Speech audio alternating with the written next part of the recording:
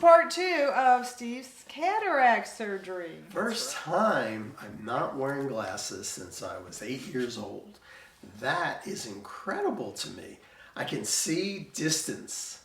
Close up, I still have to wear readers, but that's okay because everything is clear and bright, no clouds, nice. Like everybody else who has to wear readers, right? You're always losing them. They're hard to find.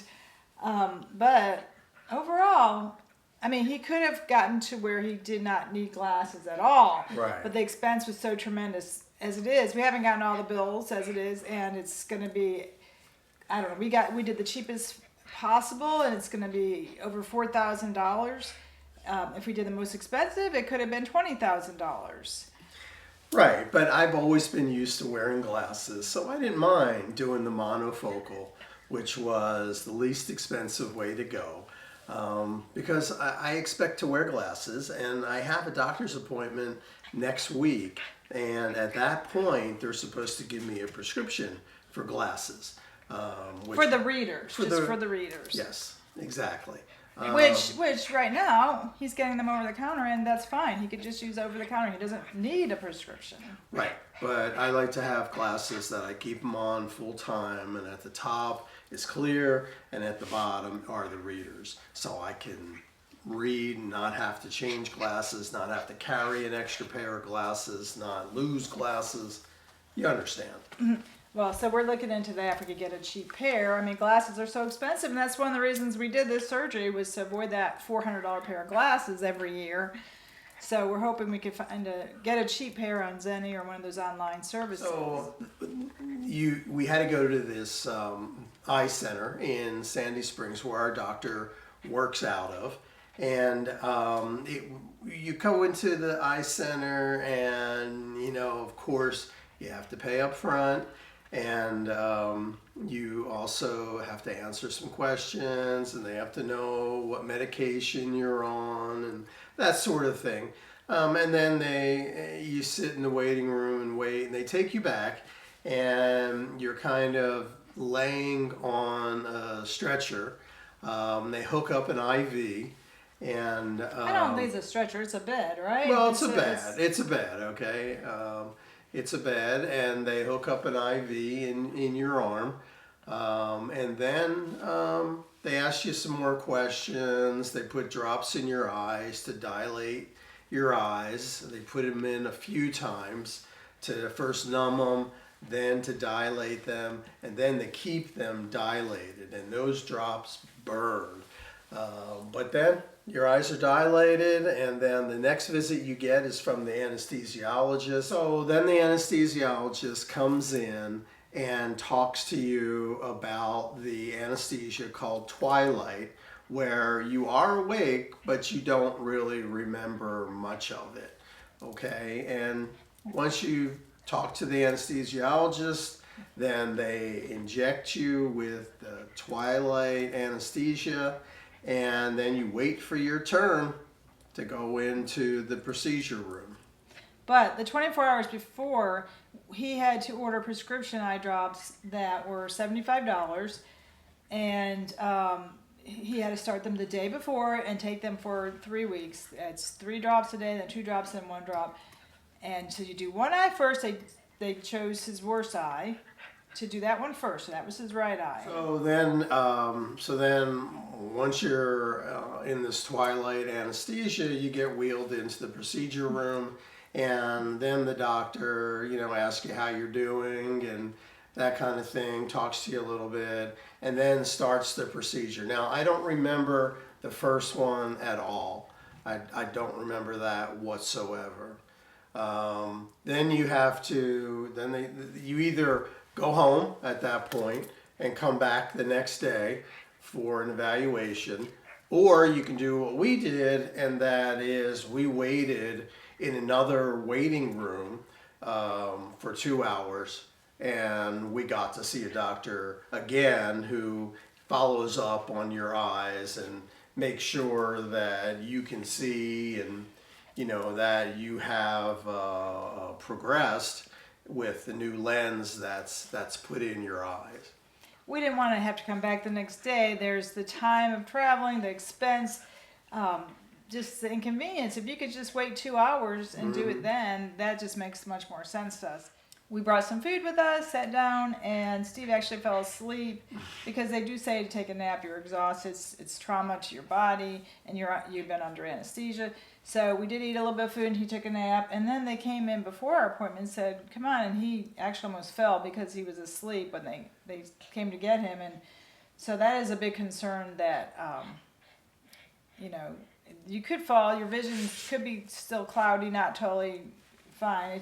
Most people it's pretty good within the first day, but that is a concern. So we went in there and they tested it, and I think it was 20/40 or something. Something like that. Yeah, it was pretty good. And then you have to pop out one lens in your glasses because one lens you can't use. Right. One eye is fixed, the other eye isn't. So then you walk around for a week with one lens in your glasses, and most people don't notice that. I mean, Until when we went into a restaurant or someplace from outside, because we have transition lenses. Right. One was tinted and one was not. That's when people could see you don't have one lens in your glasses. And then they look at you very strange. Somebody tried to tell him it was a new fad or something like that. Her cousin did that or something. Yeah. Strange.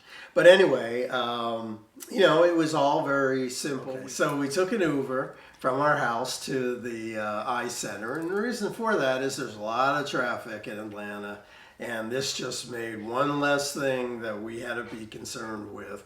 And Uber was great. I mean, it was there on time. It was a clean vehicle. It was a nice driver. I mean, we had a good time.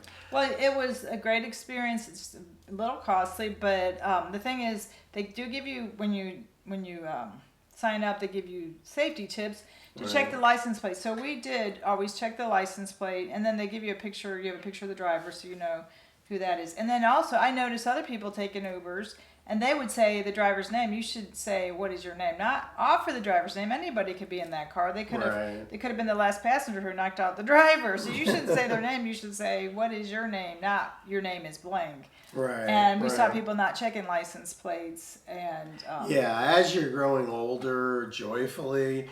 You have to think about safety. Safety is very important. Well, anybody does. No, not just older people, young women. Yes. Well, true. What my sister-in-law told me is when they have water in the car, they might have water in the back seat. She said she heard a story of a previous passenger had poked a hole in it and put some drug or something in it, and so not to drink any water that's offered to you. Mm-hmm. Right. So again, safety is what's very important. Okay. So then we went back a week later to have the other eye done, and boy, I was so excited to get that other eye done.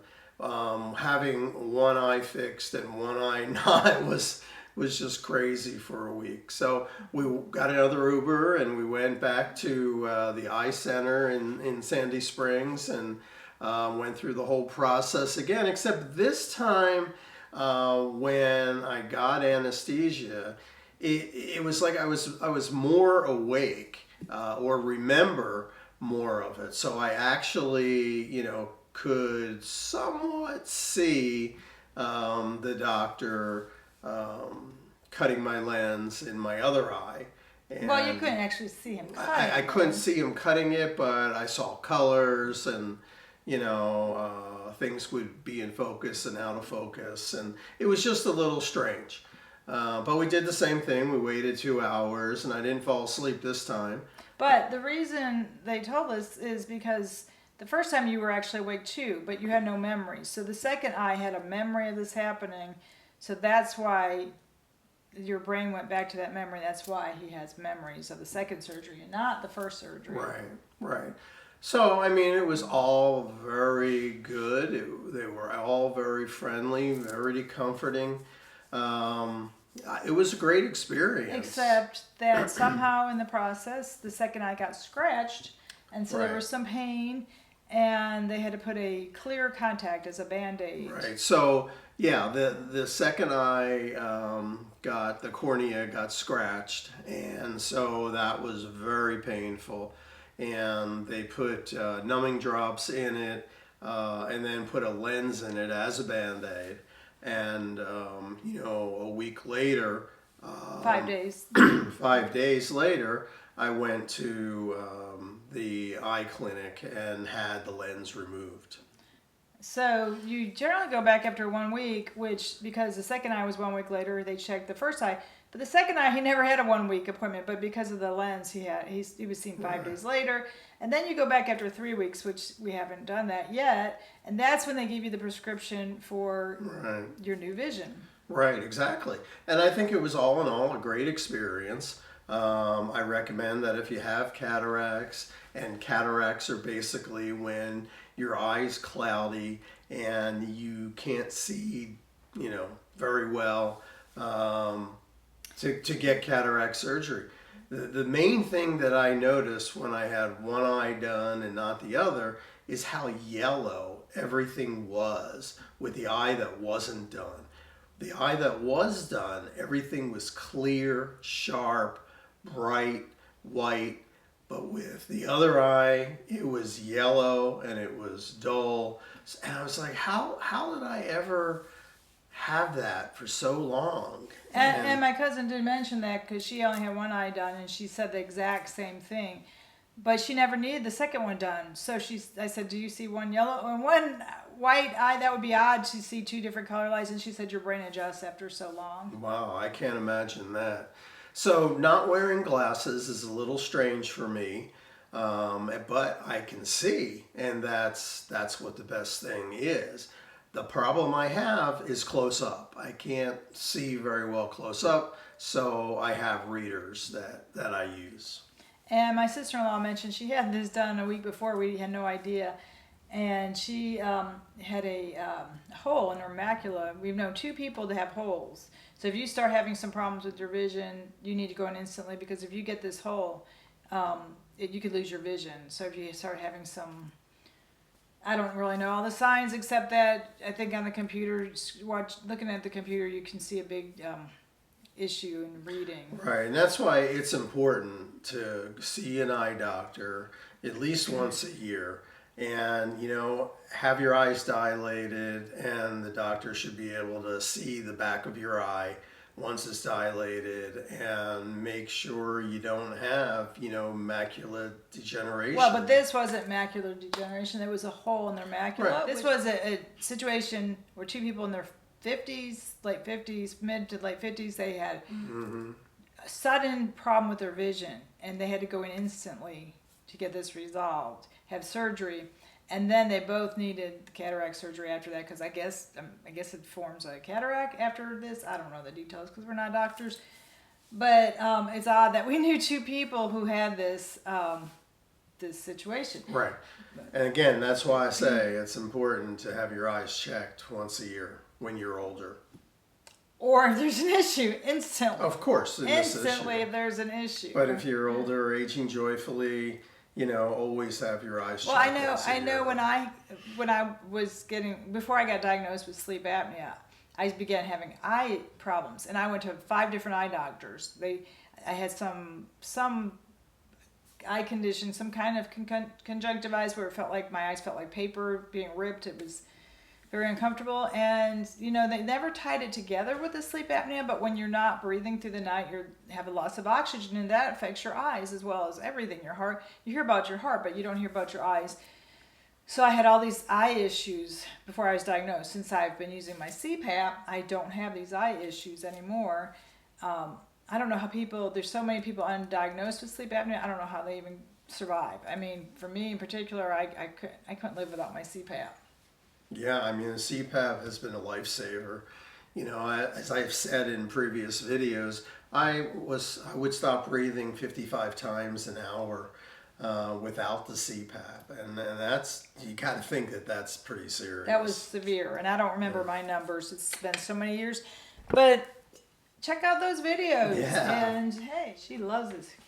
Sammy was just taking a brief nap on my lap while we were talking. And then she woke up when she saw the thumbs up. Thumbs up. She loves our thumbs up. Yeah. Shiny and.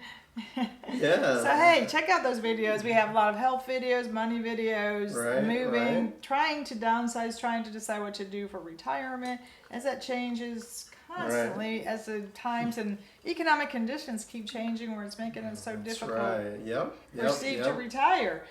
Yep. So remember, thumbs up, hit notifications, and subscribe. To see more of Sammy.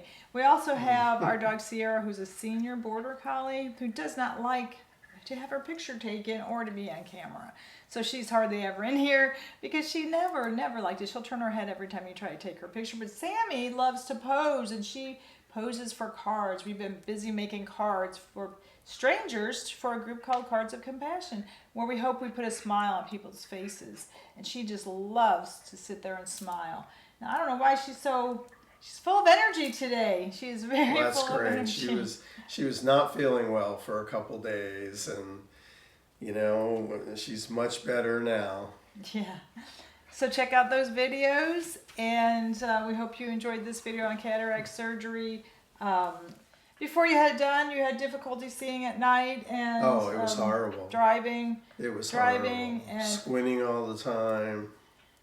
And one thing I noticed is his parking is got a lot worse when he's getting these cataracts. And it just happened really quickly. It wasn't like years and years. It was really quite abrupt. We've been watching them for years, but they were never very bad. And then all of a sudden, he just had a problem seeing things.